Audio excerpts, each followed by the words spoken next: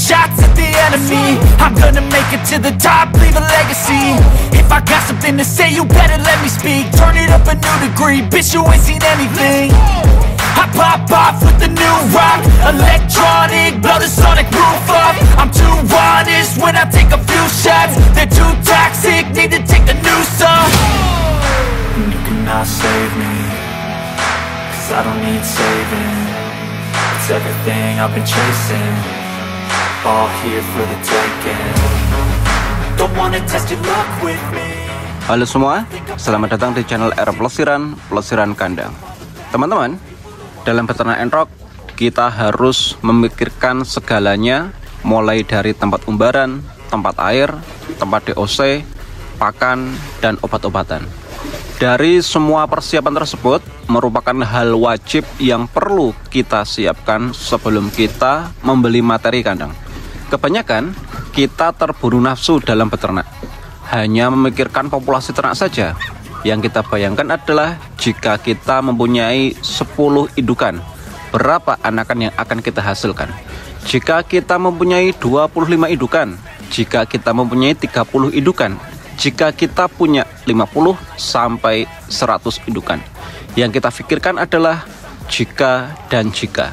Jika kita punya 50 indukan, berapa tempat mengeram yang harus kita sediakan? Berapa tempat penampungan DOC yang harus kita sediakan? Berapa pakan yang harus kita keluarkan untuk konsumsi pakan harian ternak entrok kita, dan seterusnya dan seterusnya. Kalau kita berpikir instan, pasti hasilnya tidak maksimal, teman-teman. Masalah demi masalah bermunculan. Banyak populasi, pasti banyak juga masalahnya. Itu rumus sebenarnya. Kalau kita pengen beternak dengan sedikit masalah, mulailah dengan populasi sedikit pula, teman-teman. Masalah sedikit pasti akan cepat terselesaikan. Baru kita bisa mulai melakukan pengembangan. Goal kita dalam beternak adalah keberhasilan dalam perawatan, bukan penjualan. Kalau kita bisa merawat entrok kita menjadi sehat, produksi lancar, populasinya banyak yang menetas, menekan mortalitas atau kematian anakan, sudah bisa dipastikan keberhasilan penjualan pasti akan mengikuti. Faktor utama dalam beternak entrok untuk menunjang keberhasilan adalah ketersediaan pakan. Saya ulangi, ketersediaan pakan. Pakan yang ad libitum atau tidak terbatas harus kita sediakan. Ciptakan terobosan efisiensi pakan, teman-teman, sedini mungkin agar kita bisa berkembang menjadi banyak ternak entrok kita. Kita tidak lagi kebingungan dalam merawatnya. Teman-teman, dalam video ini saya akan mengajak teman-teman semua untuk memahami proses beternak dari waktu ke waktu. Saat ini genap 1,5 tahun, hampir 2 tahun saya beternak entrok. Penyediaan pakan yang saya lakukan mengalami beberapa perubahan seiring berjalannya waktu. Memanfaatkan pakan alami sebagai pakan harian ternak entrok di kandang saya merupakan hal yang sederhana yang bisa kita lakukan untuk bertahan beternak entrok. Kita ulangi, hanya sekedar untuk bertahan beternak entrok, belum menuju ke keuntungan. Dalam beternak entrok sering kita hadapkan dengan kenaikan harga pakan. Yang sering kita hadapi adalah kenaikan harga pakan. Sebagai peternak rumahan, kita harus putar otak, teman-teman, mencari solusi agar entrok kita tetap sehat dan dompet kita tidak jebol tentunya. Fase pertama yang saya lakukan untuk menekan biaya pakan ialah menggunakan gedebok pisang. Gedebok pisang saya pilih karena ketersediaannya yang melimpah. Tidak hanya gedebok pisang, tapi saya campur dengan enceng gondok. Hal ini saya lakukan untuk menekan biaya pakan. Ketika itu, gedebok pisang saya fermentasi terlebih dahulu, teman-teman, agar tidak terlalu repot dalam penyajiannya. Dan saya campur dengan cacahan enceng gondok. Ketika itu ketersediaannya masih sangat melimpah, teman-teman. Masih banyak di lingkungan sekitar rumah saya. Setelah berjalan 3 bulan, enceng gondok mulai habis. Tapi saya masih menggunakan gedebok pisang sebagai pakan utama. Enceng gondok habis, begatul mulai murah karena bertepatan musim panen.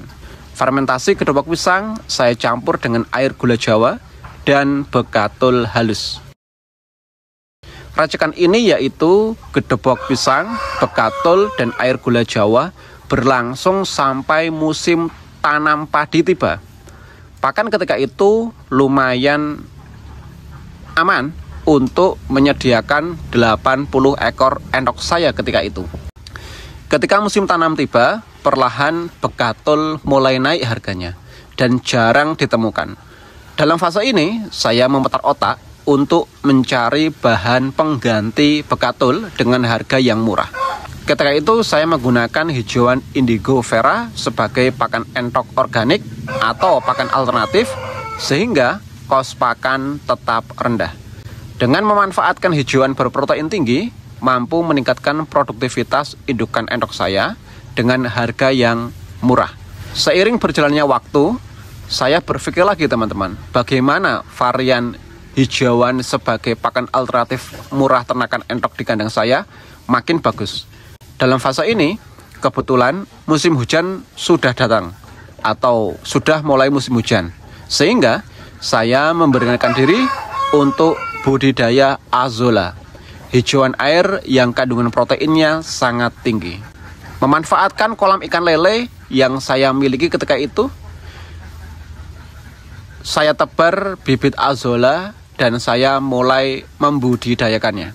Perawatannya saya perhatikan dari pemberian pupuk, dari penyemprotan, cairan yang saya lakukan, POC, sehingga hasil azolla saya tumbuh subur dan mampu memberikan pakan entok dengan azolla setiap hari. Saat ini, gedebok pisang di lingkungan saya sudah hampir habis karena saya butuh 7-10 batang pohon pisang untuk pakan entok saya setiap minggu. Bayangkan, lumayan banyak ya. Hampir 4 bulan saya menggunakan azolla sebagai pakan entok saya dengan campuran begatul setiap hari. Akan tetapi teman-teman, azolla saya terputus memasuki musim kemarau panjang. Di fase ini, saya kelimpungan mencari pakan alternatif lain pengganti azolla. Semakin kesini, debit air kolam azolla saya semakin berkurang. Sumur pun juga kering, sehingga lama-kelamaan azolla saya mati. Tetapi teman-teman, saya tidak putus asa dan terus mencari terobosan pakan alternatif yang berprotein tinggi agar saya mampu bertahan berternak entok. Musim kemarau saat itu memberi saya pikiran untuk menggunakan pakan alternatif lain. Saya melihat hamparan sawah dipenuhi kacang hijau ketika itu, dan itu sudah siap panen. Spontan saya berpikir untuk memanfaatkan kulit ari kacang hijau sebagai pakan entok saya. Benar saja, saya membawa pulang kulit kacang hijau kering dan menumbuknya dan mengayaknya, memisahkan antara kacang hijau dari kulit arinya. Hal ini saya lakukan selama 3 minggu berturut-turut teman-teman. Di fase ini, saya hampir putus asa. Ingin sukses ternak entok, kok susah amat. Minta ampun susahnya, harus gonta-ganti pakan selama 5 kali. Hanya untuk mencari komposisi pakan yang murah, tapi tetap berkualitas. Saya tetap semangat, tiap hari melakukan rutinitas seperti di video ini teman-teman. Hanya agar entok saya tidak kelaparan. Perjalanan saya untuk mencari pakan entok murah tidak berhenti sampai di sini. Seiring habisnya musim panen kacang hijau, saya menggunakan maggot sebagai pakan alternatif entok saya. Penggunaan maggot untuk pakan anakan entok di kandang saya juga saya lakukan. Tetapi hal ini tidak berlangsung lama dikarenakan produksi telur maggot terhenti, sehingga saya tidak bisa menetaskan telur maggot lagi. Setelah buntu, saya beralih menggunakan fermentasi ampas ketela teman-teman. Menemukan pabrik pengolahan ketela atau ketela pohon ya sebagai cemilan. Saya membeli ampas ketelanya dan saya lakukan fermentasi. Tidak tanggung-tanggung teman-teman, 60 kg ampas ketela saya fermentasi untuk stok pakan selama 3 bulan. Dalam fermentasi ini saya campur 60 kg ampas ketela dengan bekatul dan air gula jawa yang sudah dicampur dengan M4. Berjalan selama 2 periode atau 6 bulan, gedebok pisang di daerah saya sudah mulai banyak lagi ketersediaannya. Untuk menambah volume pakan fermentasi ampas ketela, saya campur dengan gedebok pisang agar makin banyak, makin kenyang, dan makin murah tentunya. Hal ini saya lakukan hampir 3 bulan lamanya. Ketika fermentasi ampas ketela dan dicampur dengan gedebok pisang ini, saya kombinasikan dengan limbah rumah tangga sehingga nutrisinya tetap terjaga. Saya lakukan hal ini sampai fermentasi ampas ketela yang sudah saya fermentasi habis. Tidak hanya limbah rumah tangga teman-teman, saya juga menggunakan larutan air pur ayam starter. Setelah itu saya tingkatkan hijauan sebagai peningkatan kualitas pakan sebagai pakan alami ternak entok saya. Hijauan ditambah bekatul agar kos pakan lebih irit. Seiring berjalannya waktu, ampas ketela saya habis. Pabrik tidak berproduksi lagi. Kelimpungan juga saya. Di fase ini, saya hanya mengolah gedebok pisang dan bekatul saja. Di olahan ini, saya layukan gedebok pisangnya terlebih dahulu agar kadar air berkurang, sehingga hasil fermentasinya maksimal. Poin penting di fase ini adalah semakin layu gedebok pisangnya, maka semakin maksimal hasil fermentasinya, dan entoknya makin lahap. Setelah beberapa lama, gedebok pisang semakin menipis. Saya beralih ke maggot lagi sebagai pakan alternatif ternak entok saya. Di sela pemberian maggot, saya tetap mengolah fermentasi gedebok pisang teman-teman. Gedebok pisang dicampur dengan ketela pohon ketika itu karena saya sudah menemukan pabrik ketela pohon yang baru, juga ditambah dengan hijauan indigo vera. Inovasi pakan ini merupakan pakan alternatif terkomplit yang saya lakukan. Karena ada fermentasi gedebok pisangnya, ada fermentasi ampas ketelanya, ada hijauannya. Di fase ini, kenapa saya kembali ke gedebok pisang? Karena harga entok anjlok dan banyak yang terserang penyakit. Variasi 3 bahan fermentasi ini untuk meningkatkan daya tahan tubuh entok di kandang saya makin kuat. Makin lama saya jenuh melakukan fermentasi. Makin lama saya capek melakukan fermentasi karena kalau fermentasi itu harus bahannya banyak teman-teman dan sangat melelahkan. Butuh waktu lama. Saya tetap menggunakan gedebok pisang dengan cara hanya saya layukan saja. Ternyata hasilnya sama. Endoknya juga lahap, produksinya juga lancar dan irit waktu. Selain itu, saya juga menggunakan limbah pasar. Melihat potensi limbah pasar yang banyak, tidak ada salahnya saya gunakan sebagai pakan harian ternakan entok di kandang saya. Di tahun 2025 ini, saya menggunakan rendaman jagung utuh sebagai pakan entok saya. Dikarenakan apa? Gedebok pisang sekarang tidak bisa saya gunakan sebanyak mungkin. Semakin kesini semakin jarang karena saya menanamnya butuh waktu 8 bulan untuk siap dijadikan pakan fermentasi untuk entok saya. Itu kan butuh waktu yang lama. Jadi saya tetap menggunakan gedebok pisang tetapi sedikit saja. Hijauan saya tetap menggunakan indigo vera tetapi juga sedikit saja. Nah, saya menggunakan jagung, rendaman jagung itu karena saya berpikir seperti ini. Yang namanya jagung itu proteinnya banyak. Yang kedua juga mengandung karbohidrat. Tetapi ketika saya menggunakan jagung giling itu kosnya tetap sama, mahal. Dikarenakan 1 kg jagung giling itu Rp7.000. Setelah itu saya iseng-iseng membeli jagung dari petani di harga Rp4.500 per kilo. Dan saya langsung membeli 70 kg jagung di harga Rp4.500 per kilogram ketika itu. Ini sudah berjalan 3 bulan teman-teman. Ketika saya rendam 24 jam, jagung masih teksturnya keras sehingga entok tidak begitu doyan. Ketika itu saya langsung merendamnya selama 3 hari sampai airnya keruh seperti yang ada di video ini. Rendaman air yang seperti ini menandakan jagungnya sudah mulai mengembang, teman-teman. Benar saja, teman-teman, 2 kali lipat dari jagung kering saya hasilkan, sehingga saya bisa menekan biaya kos pakan, tetapi kualitas pakan saya juga sangat bagus karena ini jagung yang masih utuh, yang saya hanya rendam saja dan sebagai pakan endok saya. Di dalam penyajiannya saya hanya menggunakan bekatul. Jadi 1 kg jagung setelah saya rendam selama 3 hari, saya campur 1 gayung mandi bekatul kering dan saya langsung berikan ke ternakan endok saya. Ternakan endok saya saat ini untuk yang dewasa ada 30 ekor, teman-teman.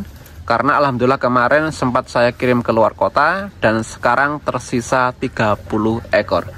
Jadi kondisi pengalihan pakan merupakan hal yang patut untuk kita lakukan.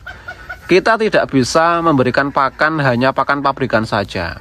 Kita tidak bisa hanya memberikan pakan satu jenis pakan saja. Karena lama-kelamaan kalau kita tidak bisa mengkombinasikan pakan satu dengan pakan yang lain, maka yang terjadi adalah bahannya akan habis.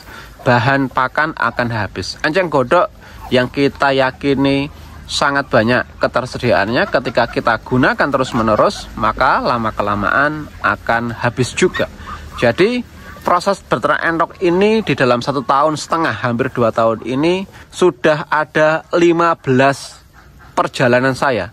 15 kali perjalanan saya dalam menggunakan pakan alternatif dari awal saya beternak endok sampai di tahun 2025 ini.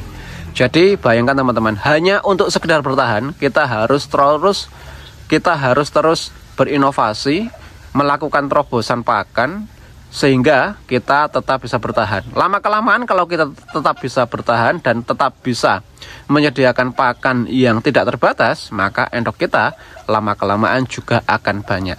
Yang menjadi masalah adalah kita tidak menyediakan pakan, tetapi kita sudah yakin akan sukses ternak endok. Semua uang kita belikan ke materi.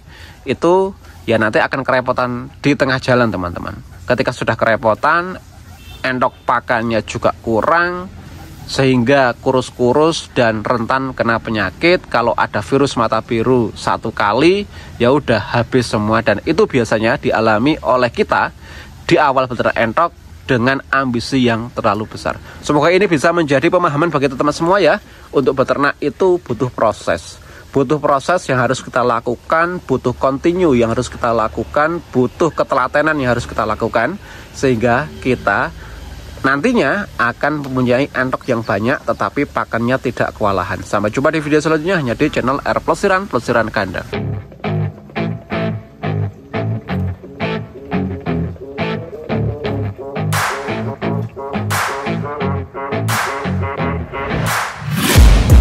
Taking shots at the enemy, I'm gonna make it to the top, leave a legacy. If I got something to say, you better let me speak. Turn it up a new degree, bitch, you ain't seen anything.